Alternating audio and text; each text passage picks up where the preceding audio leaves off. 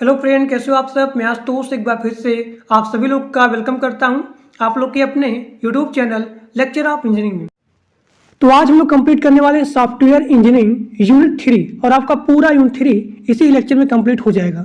तो इससे पहले जो लोग नए हो प्लीज़ सब्सक्राइब कर लो, और जो लोग टेलीग्राम ग्रुप में व्हाट्सएप ग्रुप में नहीं ज्वाइन हो तो उसका लिंक दिया गया है डिस्क्रिप्शन बॉक्स में और कमेंट बॉक्स में, तो जा करके ज्वाइन हो जाइए। जितने सारे इंपॉर्टेंट टॉपिक हैं मैं केवल उन्हीं को सॉल्व कर रहा हूं, तो इससे एक सिंगल क्वेश्चन आपके सेमेस्टर एग्जाम में क्लास से बाहर नहीं आएगा। तो चलिए क्लास स्टार्ट करते हैं बिना किसी देर किए। ITCS का पूरा प्लेलिस्ट भी दिया गया डिस्क्रिप्शन बॉक्स में, तो जा करके देख लीजिए। अब यहाँ देखिए, आपका पहला इंपॉर्टेंट क्वेश्चन है सॉफ्टवेयर डिजाइन, जो कि बहुत इंपॉर्टेंट है आपके सेमेस्टर एग्जाम के लिए। तो हमने पढ़ा था एडीएलसी के बारे में। तो एडीएलसी में कई सारे फेज थे। पहला फेज था फिजिबिलिटी स्टडी, इसके बाद आता है रिक्वायरमेंट एनालिसिस, इसके बाद आता है यहाँ पे SRA डॉक्यूमेंट, और इसके बाद यहाँ पे आता है डिजाइन का फेज। तो डिजाइनिंग में हम लोग क्या करते हैं, यहाँ लिखा गया सॉफ्टवेयर डिजाइन। तो सबसे पहले आप सेमेस्टर एग्जाम लिखेंगे कि डिजाइनिंग किसे कहते हैं।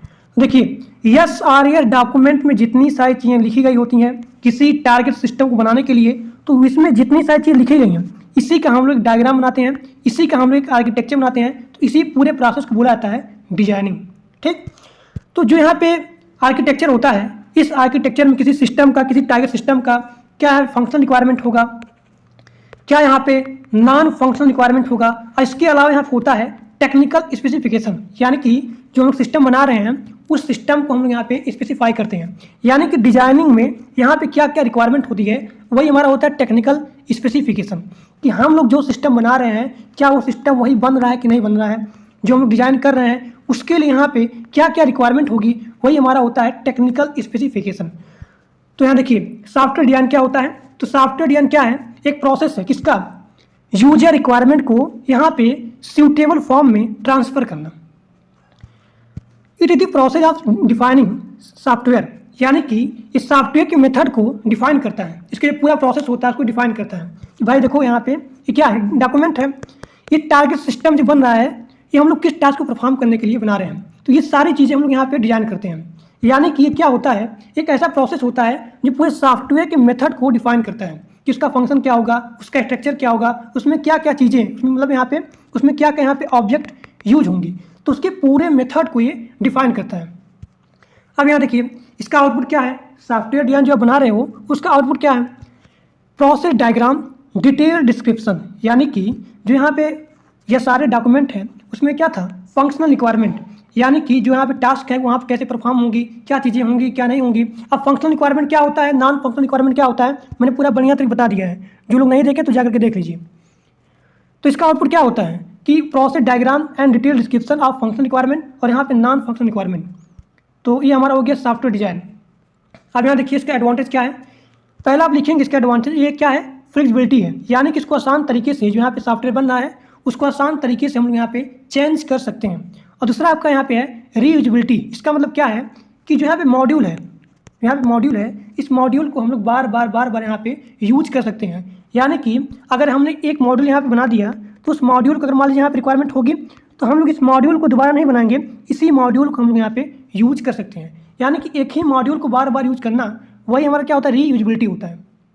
तीसरा पॉइंट आप लिखेंगे कि इसको आसान तरीके से जो यहाँ सिस्टम होता है इस सिस्टम को आसान तरीके से समझ सकते हैं। क्यों, क्योंकि हमें पहले से ही पता होता है। तो यहाँ पे यह सारे डॉक्यूमेंट हैं, इसमें पहले ही लिखा होता है कि हम लोग किस टास्क को परफॉर्म करने के लिए सॉफ्टवेयर को या फिर सिस्टम को बना रहे हैं, यानी हमें पहले ही पता होता है। तो यहाँ पे आप लिखेंगे कि इसीलिए हम लोग यहाँ पे सिस्टम को आसान तरीके से समझ सकते हैं। अब यहाँ देखिए cost efficiency is increased, so this is the software design. अब आगे देखिए, अब यानी कि types of software design level, यानी कि सॉफ्टवेयर डिजाइन लेवल में कितने यहाँ पे लेवल होते हैं। तो सॉफ्टवेयर डिजाइन लेवल में यहाँ पे 3 होते हैं लेवल। पहला हमारा हो गया आर्किटेक्चरल डिजाइन लेवल, और दूसरा हमारा हो गया हाई लेवल डिजाइन, और तीसरा हमारा हो गया लो लेवल डिजाइन। तो आर्किटेक्चर डिजाइन लेवल में यहाँ पे इन्फॉर्मेशन होती है बहुत ही कम मिलती है। हाई लेवल डिजाइन क्या होता है, आर्किटेक्चर की तुलना में यहाँ जो इन्फॉर्मेशन होता है ज़्यादा मिलता है। लो लेवल डिजाइन लेवल में, इस सभी लेवल में यहाँ सबसे ज़्यादा यहाँ पे डिटेल डिस्क्रिप्शन या फिर इन्फॉर्मेशन मिलता है। अब यहाँ देखिए आर्किटेक्चर डिजाइन लेवल में टास्क को कैसे परफॉर्म करना है, हाउ टू टास्क परफॉर्म, कैसे यहाँ पे टास्क को परफॉर्म करना है ये नहीं बताता है, इसको डिफाइन नहीं करता है। क्यों नहीं करता है, क्योंकि यहाँ पे केवल मॉड्यूल होता है, यानी कि यहाँ पे केवल मॉड्यूल के बारे में दिया होता है, कैसे यहाँ पे कंपोनेंट यानी कि यहाँ पे कैसे यहाँ पे हार्डवेयर कंपोनेंट, कैसे यहाँ पे सॉफ्टवेयर कंपोनेंट, कैसे यहाँ पे मॉड्यूल एक दूसरे से यहाँ पे कनेक्ट है, इंटरकनेक्ट है, ये बताता है। लेकिन टास्क को कैसे परफॉर्म करना है ये नहीं बताता है। तो आर्किटेक्चर डिजाइन क्या होता है, बहुत सारे यहाँ पे कंपोनेंट होते हैं, चाहे यहाँ पे हार्डवेयर कंपोनेंट हो गया, चाहे यहाँ पे सॉफ्टवेयर कंपोनेंट हो गया और चाहे यहाँ पे मॉड्यूल हो गया। तो ये सारे क्या होते हैं, एक दूसरे से यहाँ पे कनेक्ट होते हैं। तो इसको क्या करता है, आइडेंटिफाई करता है, और आइडेंटिफाई करने के बाद ये क्या करता है, स्पेसिफाई करता है। तो आर्किटेक्चर डिजाइन क्या होता है, स्पेसिफिकेशन बहुत ही कम होता है किसकी तुलना में, हाई लेवल डिजाइन की तुलना में। और इन तीनों लेवल में सबसे कम यहाँ पे क्या होता है, स्पेसिफिकेशन होता है, और यहाँ बहुत ही कम इंफॉर्मेशन प्रोवाइड करता है। अब यहाँ देखिए हाई लेवल डिजाइन यहाँ पे इंफॉर्मेशन बहुत ही ज़्यादा मिलता है किसकी तुलना में, आर्किटेक्चर डिजाइन की तुलना में। अब यहाँ पे टास्क को कैसे परफॉर्म करना है ये बताता है, ये लॉजिकली बताता है। क्यों बताता है, देखिए आर्किटेक्चर में क्या था, यहाँ केवल मॉड्यूल था, लेकिन यहाँ पे मॉड्यूल का नेम होगा। जैसे मान लीजिए यहाँ पे दिया गया है किसी स्टूडेंट का मॉड्यूल, तो स्टूडेंट के मॉड्यूल में एंटर करने के लिए मान लीजिए इसका यूजर आईडी है, इसका पासवर्ड है, ये हम लोग डालेंगे, हम लोग यहाँ पे लॉगिन हो जाएंगे और लॉगिन हो करके यहाँ पे स्टूडेंट के अटेंडेंस डेटा को यहाँ पे चेक कर सकते हैं।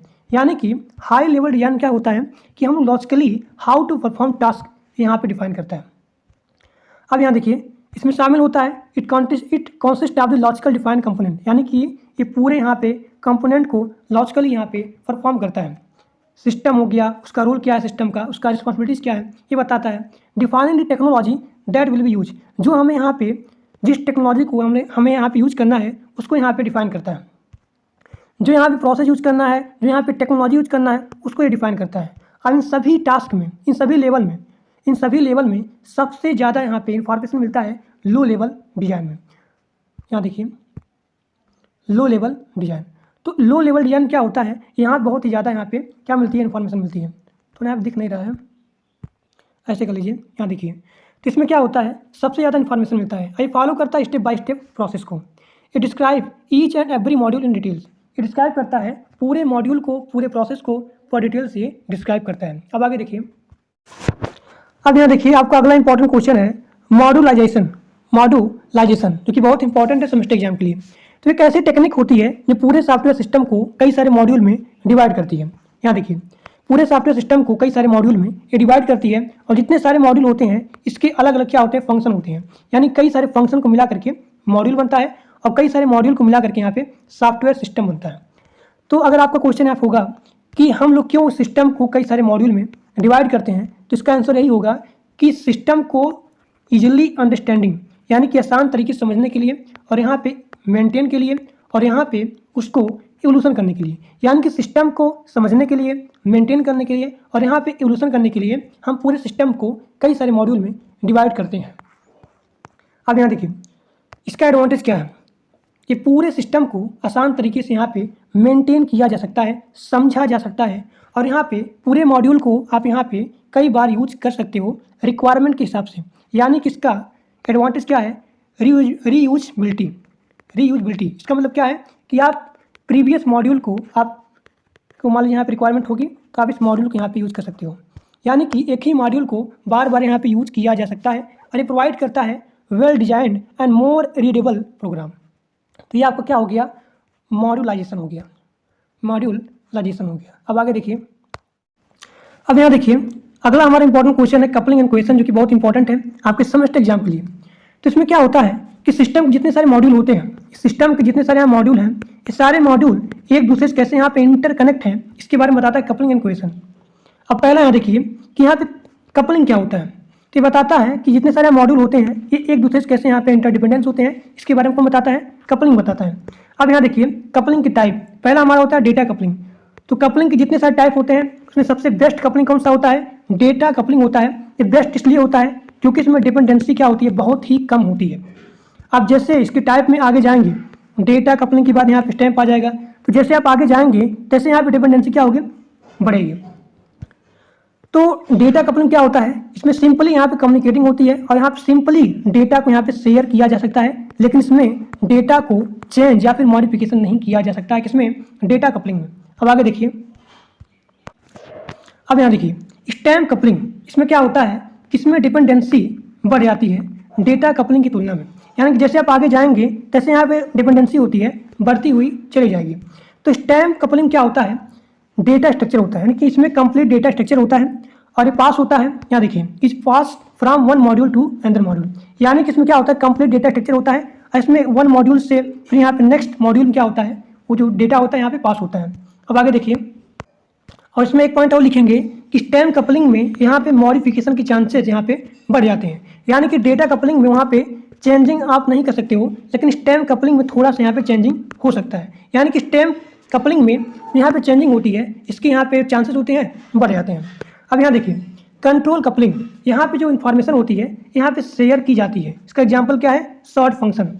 अब यहाँ देखिए अगला कपलिंग एक्सटर्नल कपलिंग, इसमें क्या होता है जैसे मान लीजिए आपका मॉड्यूल है, मॉड्यूल तो इसमें जो एलिमेंट होते हैं यहाँ पे सिस्टम है, एक सेकंड सॉरी, ये क्या है सिस्टम है आपका, इसमें क्या है मॉड्यूल है, जैसे मान लीजिए मॉड्यूल 1 है और आपका मॉड्यूल 2 है, तो इसका जो मॉड्यूल होता है इस एक्सटर्नल मॉड्यूल से क्या होता है लिंक हो जाता है या फिर एग्जिट हो जाता है, तो उसे बोला जाता है एक्सटर्नल कपलिंग।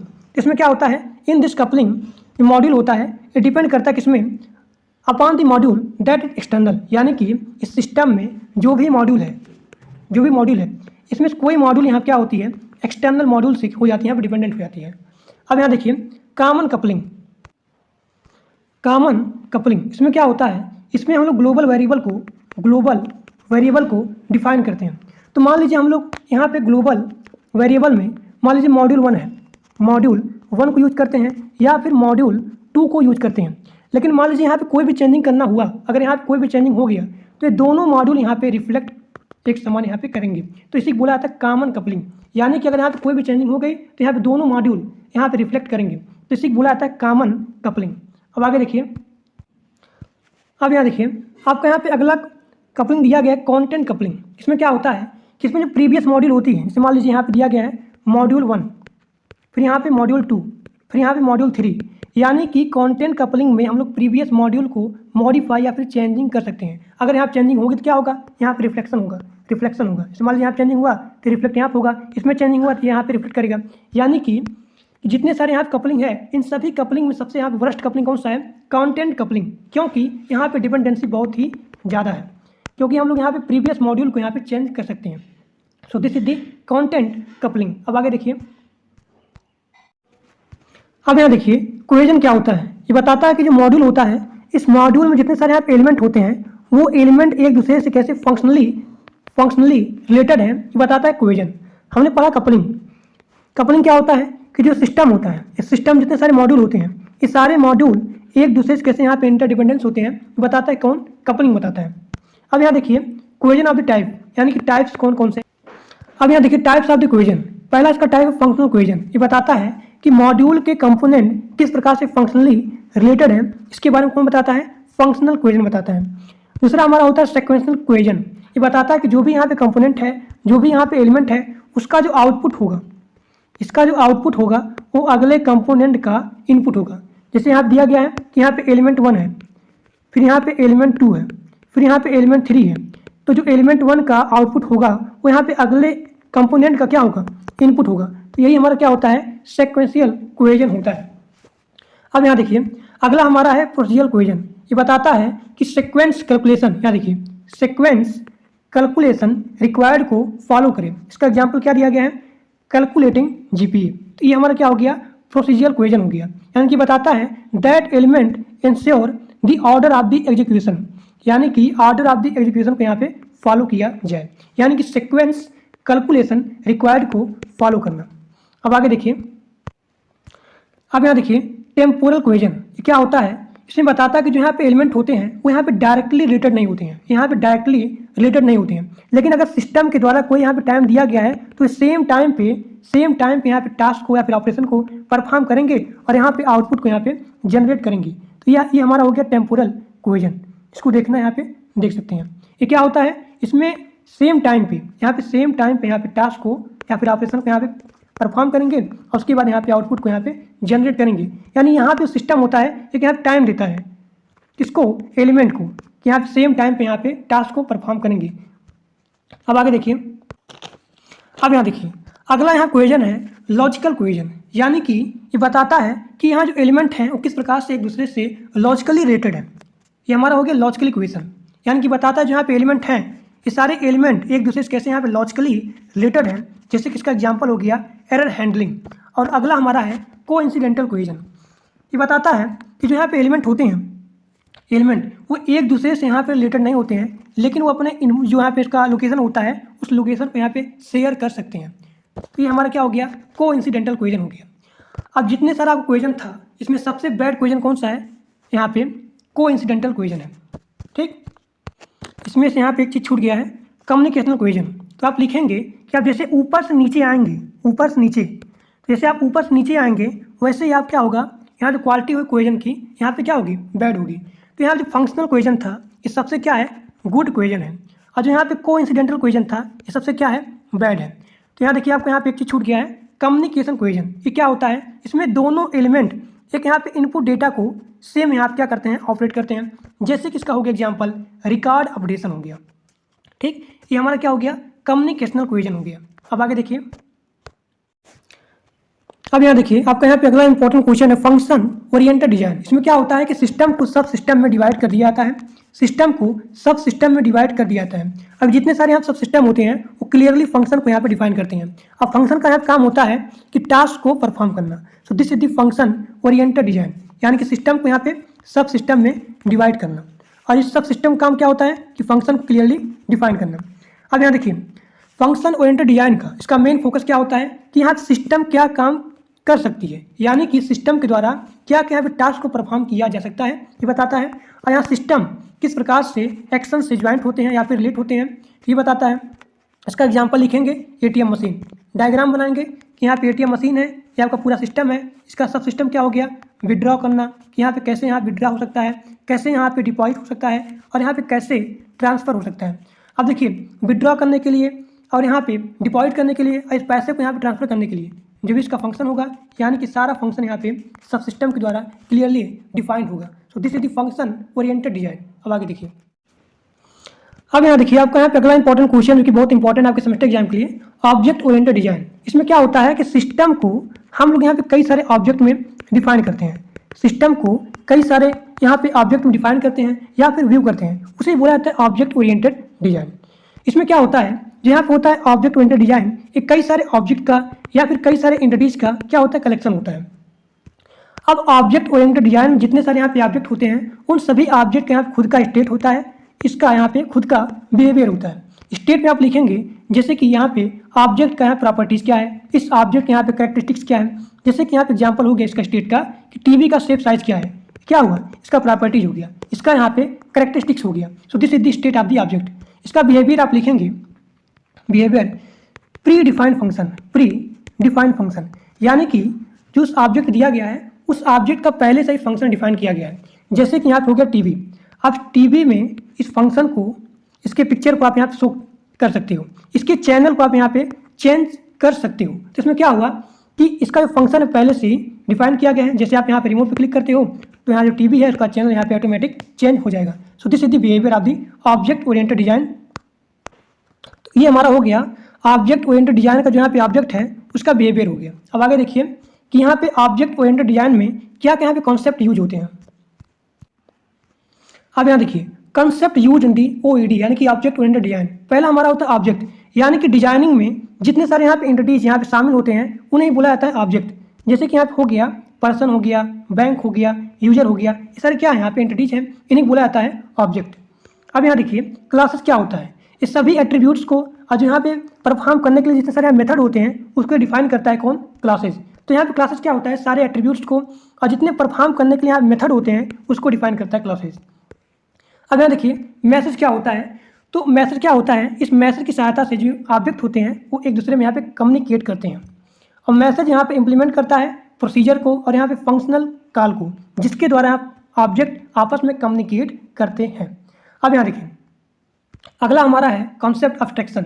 इसका उपयोग किया जाता है हैंडलिंग करने के लिए, किसको, कॉम्प्लेक्सिटी को, ताकि यहाँ पे कॉम्प्लेक्सिटी यहाँ पे कम आए, तो इसको यहाँ पे हैंडल करने के लिए एब्स्ट्रैक्शन का प्रयोग किया जाता है। अब एब्स्ट्रैक्शन का उपयोग किया जाता है, यूज़ किया जाता है जितने सारे यहाँ पे इररिलेवेंट डेटा होते हैं, यानी कि जिसका यहाँ पे यूज़ नहीं है उसको ये रिमूव करता है और जो डेटा हमें चाहिए वो यहाँ पे शो करता है। ठीक, तो यहाँ पे जितने यहाँ पे इररिलेवेंट डेटा होते हैं इसको रिमूव करता है और जो हमें चाहिए, जो हमें रिक्वायरमेंट होती है उसको यहाँ पे शो करता है। और यहाँ पे कॉम्प्लेक्सिटी को ये हैंडल करता है। So this is the abstraction. अब आगे देखिए, अब यहाँ देखिए इनकैप्सुलेशन, ये क्या होता है इसका कॉन्सेप्ट ओईडी का।